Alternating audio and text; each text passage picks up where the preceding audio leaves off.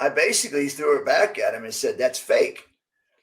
He's like, "What are you talking about?" I said, "That's that WWF stuff, that wrestling stuff, man. You can't. It's just all it's entertainment stuff." And he goes, "No, no, no, no.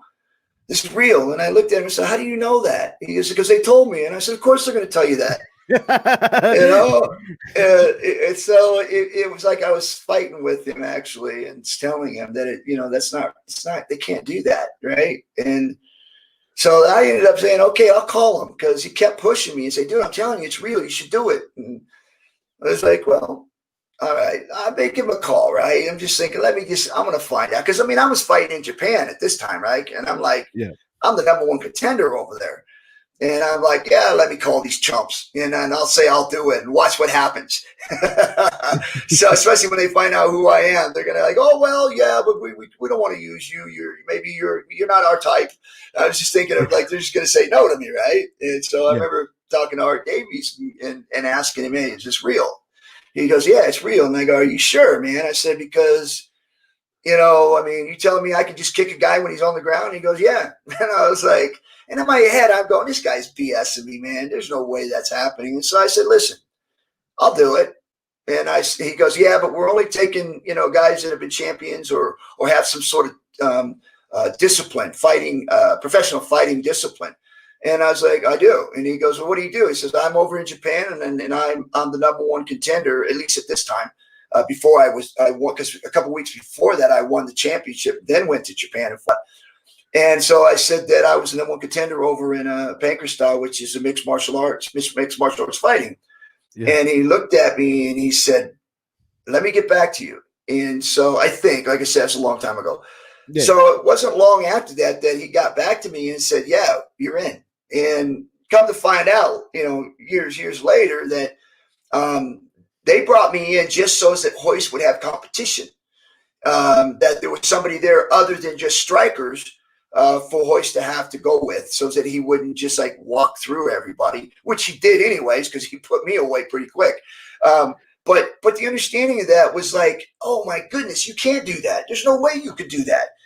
And so I just thought, okay, let's just try it. And then, of course, all the way up to the fight, even after I defended my title and I went to fight in the UFC, thinking in my head that when I get there, they're going to say, "Okay, this is how it's going to go," right? They're not going to let us do this, this, and this. So all the way up to that, and nobody has any idea how this is going to work out. Like, they're all just like, "Really? We can do this?" And so we get to the rules meeting. No rules, right? We get to the rules meeting, and we're all questioning ourselves. Huh? What? It's like, "What are you talking about?" It's like, "Oh, we're going to have a rules meeting." And we're like, I don't say anything because, as far as I'm concerned, I'm fighting. If they're going to do this, I'm in. We're going to go. But if they were going to say, "Well, you're going to have to do this, you have to do that," then I would just say, "I'm not doing that. I'm not going to do that."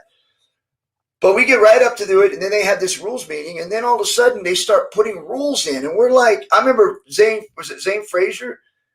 I can't remember which one it was, but one of them had been really pissed because I think Horian said that he couldn't tape his hands, right? Yeah. And so he's getting so upset. He goes, "There's supposed to be no rules," because these guys, Art Jimerson and Zane Frazier and some of these other guys, Kevin Rozier, these guys are fighters. Like, they make money with their hands.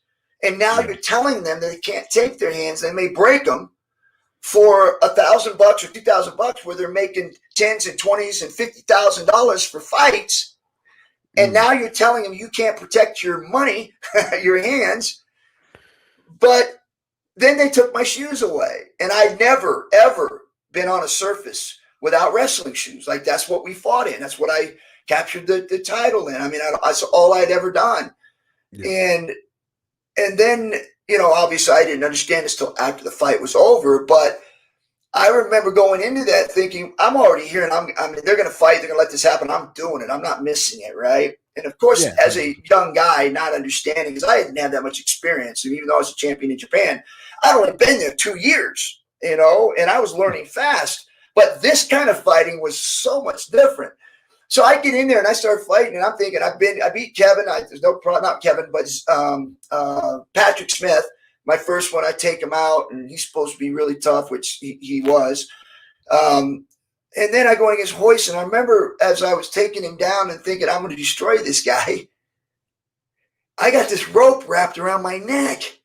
And I'm trying to pull it. I mean, I could take it. I could have tore his hand. I could have done anything. I could have broke that if it was a human being, right? Yeah. But it was a rope, and I remember, and it was just thinking in my head when I was down there. And this was really quick too. I'm thinking they took my shoes away. They said it was a weapon. but what's this around my neck? So that to me, man, in the very beginning was so confusing. I mean, nobody understood what we were getting into. These guys the Gracies had been practicing this type of fighting for years and years and years, and had set this tournament up to display their grandfathers and their fathers' style of fighting, which was amazing. I mean, what they did was amazing. I mean, they brought this out to what we have today, right? So it was an amazing thing, but it was definitely, without a question, set up for them to succeed, no question. Especially with when there's supposed to be no rules, all of a sudden there were rules that they put in. So, but again, like I said, you look back on it, man, and I wouldn't, obviously I would change some things to be a little bit more fair, but you look at it all in all, there was a lot more good that came out of it than bad.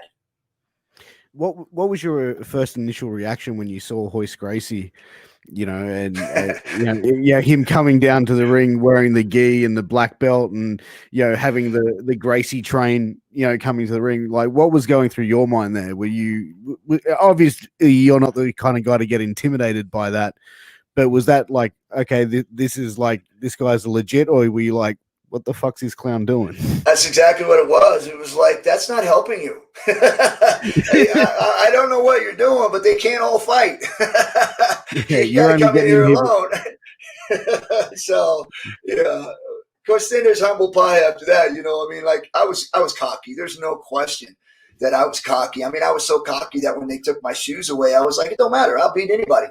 And that's just, when you're young like that and you're having all that success, you don't think there's anything anybody can do to beat you. Like, no matter what they do, they can't win. And, as you get older, you start realizing, going, wait a minute, you definitely have chinks in your armor, so you better make sure that they don't find them. but I think that as a professional fighter, professional fighters always skirt that line of confidence or cockiness. And I think, you're never going to see a professional fighter going, well, it's a 50-50 chance. I reckon he may be able to knock my ass out in the first round. Like, no fighter's going to say that. Every fighter believes they're the greatest that ever fucking walked the planet. Yeah, but you're not gonna get him to walk away from a fight either. Even when someone changes the rules or changes things on you, a fighter's not gonna walk away. He's gonna say, I'm fighting. I'm gonna do it anyways. And that's, I think, to a point, unless you're a veteran or been around long enough, or you have people that are surrounded with you that can negotiate or figure things out to where it would be fair. Fighters are not going to do that. They're going to be able to say, I don't care what you do, I'll fight you. And even though it